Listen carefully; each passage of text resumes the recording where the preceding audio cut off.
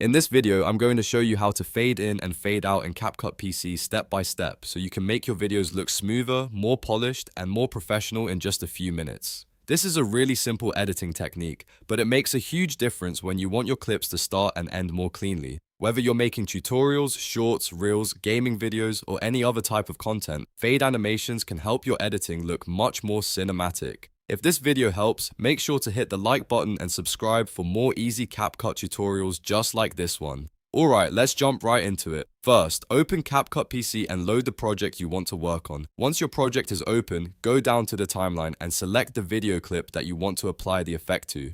Make sure the clip is highlighted because the animation options will only appear properly when the clip is selected. After that, look over to the right-hand panel. In that panel, you will see different editing options, and you want to click on Animation. This is where CapCut gives you access to movement and transition effects for the clip itself.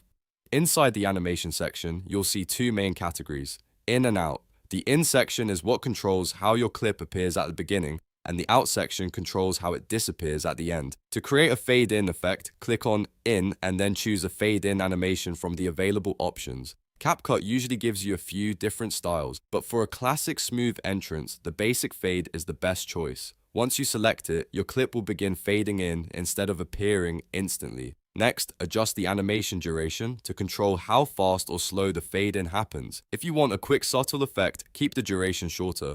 If you want a more dramatic cinematic entrance, increase the duration a little more. The same idea applies to the fade out effect. Now click on out and choose a fade out animation. This will make the clip gradually disappear instead of cutting off suddenly. After selecting the fade out style, adjust the duration again so it matches the pace of your video. It's a good idea to keep the fade in and fade out durations balanced so the effect looks smooth and natural. Once both animations are set, play back the video and preview the effect. Watch carefully to make sure the clip fades in at the beginning and fades out at the end the way you want. If it feels too fast or too slow, just go back and tweak the duration until it looks right. This small adjustment can really improve the overall flow of your edit. And that's it. You've now learned how to fade in and fade out in CapCut PC. It only takes a few clicks, but it can completely change the way your video feels. If this tutorial helped, don't forget to like the video, subscribe to the channel, and turn on notifications so you don't miss more CapCut tips and tricks. Thanks for watching, and I'll see you in the next one.